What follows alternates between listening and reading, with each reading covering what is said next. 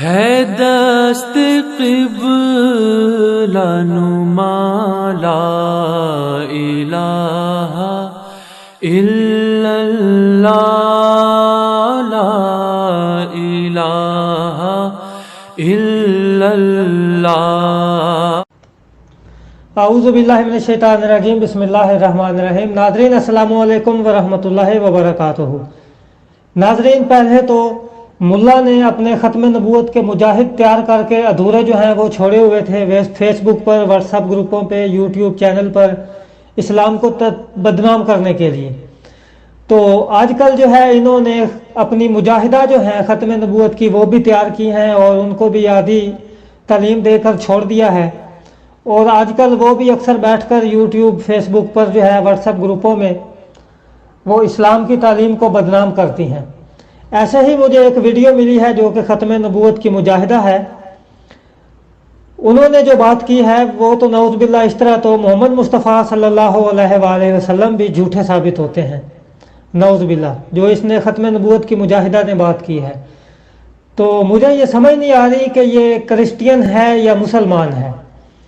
تو آئیے ناظرین اس کی گفتگو سنتے ہیں، پھر انشاءاللہ اس کے اوپر تبصرہ کرتے ہیں۔ قریب ہے کہ میری امت میں 30 جھوٹے پیدا ہوں گے جن میں سے ہر ایک یہی کہے گا کہ میں نبی ہوں، حالانکہ میں خاتم النبیین ہوں، میرے بعد کوئی نبی نہیں ہو سکتا۔ حضرت عیسیٰ علیہ السلام نے متی باب 24 میں فرمایا، خبردار کوئی تم کو گمراہ نہ کر دے، کیونکہ بہت سے جھوٹے میرے نام سے آئیں گے اور کہیں گے کہ میں مسیح ہوں، اور بہت سے لوگوں کو گمراہ کریں گے۔ قادیانیت منکرین ختم نبوت کا ایک ایسا گروہ ہے جسے انگریز نے عالم اسلام کو تباہ کرنے کے لیے میدان میں اتارا۔ ناظرین، تو آپ نے ختم نبوت کی مجاہدہ جو ہے اس کی گفتگو سنی۔ وہ کہتی ہے جو 3 باتیں اس کی اہم ہیں، میں اس کی طرف آتا ہوں۔ محمد مصطفیٰ صلی اللہ علیہ وآلہ وسلم نے فرمایا کہ عن قریب میری امت میں 30 جھوٹے پیدا ہوں گے۔ پھر انہوں نے بائبل کا ایک حوالہ پیش کیا ہے۔ پھر اس نے کہا کہ جماعت احمدیہ جو ہے نعوذ باللہ انگریز کا لگایا ہوا پودا ہے۔ میں کوشش کرتا ہوں کہ ان کو جو ہے وہ نمبر وائز میں جواب دوں۔ پہلی بات تو یہ ہے کہ انگریز کا لگایا ہوا پودا جو ہے وہ غیر احمدی خود ہیں، جماعت احمدیہ نہیں ہے۔ جماعت احمدیہ تو جس کو وہ خدا کا بیٹا مانتے ہیں انگریز کرسچین، اس کو جو ہے ان کے اندر بیٹھ کر اس کی وفات جو ہے وہ ثابت کرتے ہیں۔ تو پھر جماعت احمدیہ جو ہے وہ کس طرح ہوگی کہ ان کا لگایا ہوا پودا؟ ہرگز نہیں ہو سکتا۔ یہ اب خود ہی ہیں، غیر احمدی جو ہیں وہ خود ہی جب انگریز کا لگایا ہوا جو ہے وہ پودا ہے، خود ہی اس کو کھاد بھی دیتے ہیں اور خود جو ہے اس کو پانی وغیرہ ڈالتے رہتے ہیں۔ بہرحال یہ کوئی اتنی اہم بات نہیں ہے، یہ آج سے نہیں بڑے عرصے سے الزام لگاتے آتے ہیں۔ بہرحال سمجھنے والے جو ہیں وہ سمجھ جائیں گے۔ اب میں آتا ہوں اس کی دوسری طرف، جو اس کا سوال تھا۔ اس نے کہا، بائبل کا حوالہ جو انہوں نے پیش کیا ہے، جس میں اس نے کہا کہ مسیح نے جو ہے وہ بتایا تھا کہ میرے بعد جو میرے نام سے جو ہیں وہ آئیں گے اور وہ جھوٹے ہوں گے۔ پہلی بات تو یہ ہے کہ ان کے جو بڑے عالم ہیں، جو بزرگ ہیں، وہ بائبل کا یسوع اور قرآن کا جو حضرت عیسیٰ علیہ السلام ہے یہ علیحدہ علیحدہ شخصیت مانتے ہیں۔ وہ تو اس کو انکار کرتے ہیں، وہ کہتے ہیں کہ جو یسوع مسیح جو بائبل پیش کرتی ہے ہم اس کو نہیں مانتے۔ بہرحال یہ ہو سکتا ہے مانتے ہوں گے۔ یہ ختم نبوت کی مجاہدہ جو ہے، یہ جو فرقہ کا ان کا ہے، یہ ہو سکتا ہے مانتے ہوں گے، کیونکہ اس نے خود ہی اپنی بات میں ثابت کر دیا ہے کہ یہ خود ہی انگریز کا لگایا ہوا پودا ہے۔ تو یہودیوں کی طرح جو ہے اس نے بھی ایک آدھی بات پیش کی ہے۔ یہ جناب آپ دیکھیں، یہ حوالہ ہے، اس میں لکھا ہوا ہے، اگر کوئی تم سے کہے کہ دیکھو مسیح یہاں ہے یا وہاں ہے تو یقین نہ کرنا، کیونکہ جھوٹے مسیح اور جھوٹے نبی اٹھ کھڑے ہوں گے۔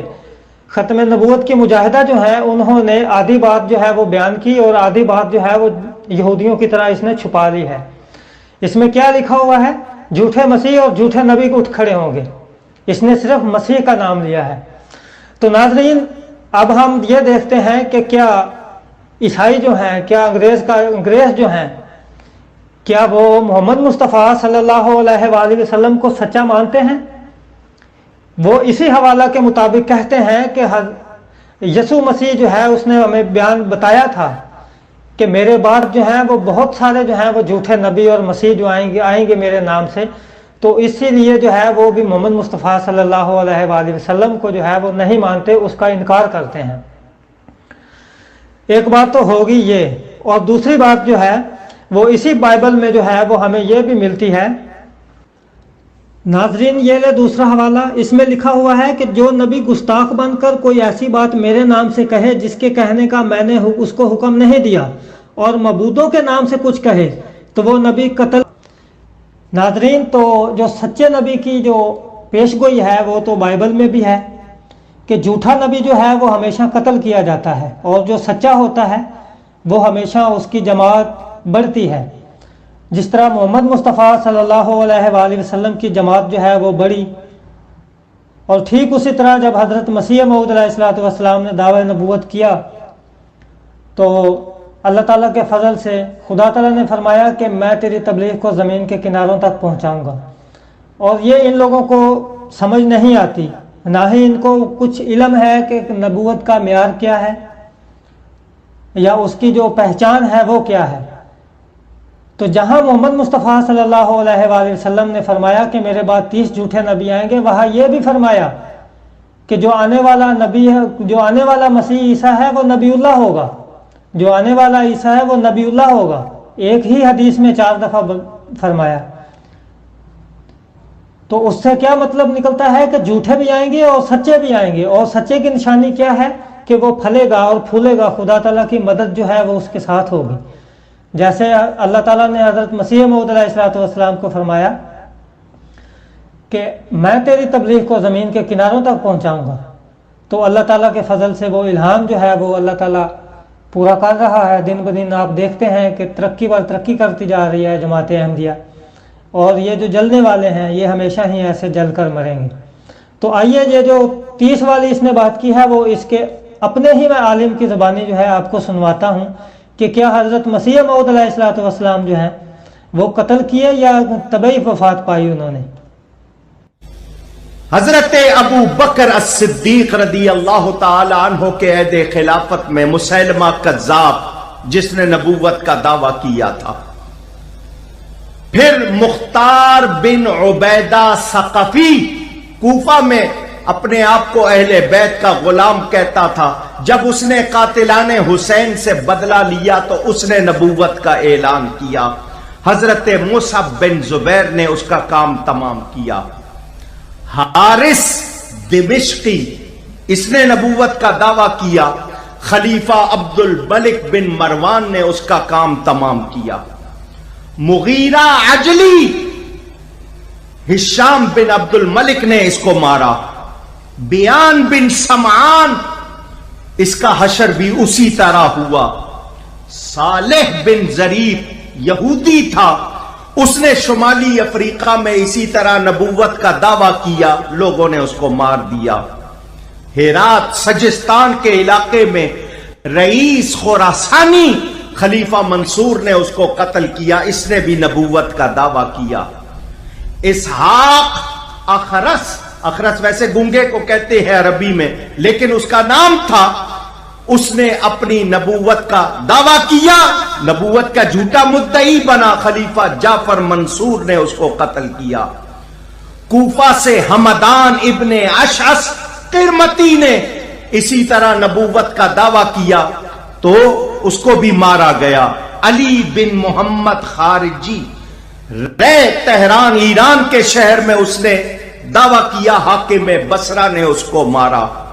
عامیم بن من اللہ ریف کی سرزمین ملک مغرب میں واقع، تو ایک جنگ میں اس کو بھی مارا گیا۔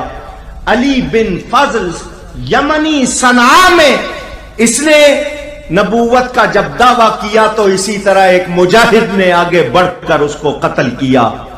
عبدالعزیز حاسدی اس نے نبوت کا دعویٰ کیا، لشکر اسلام نے اس کو قتل کیا۔ ابو القاسم احمد بن قسی نے نبوت کا اعلان کیا، مراکش کے حکمران عبد المومن نے اس کو قتل کیا۔ حضور نے فرمایا تھا میرے بعد 30 لوگ نبوت کا جھوٹا دعویٰ کریں گے، ان میں ایک یہ مرزا قادیانی بھی ہے۔ जी नाजरीन, तो आपने मौलवी साहब की भी गुफ्तगू सुनी, उसने साफ लफ्ज़ों में जो है वो गिनती भी आपको करवा दी है।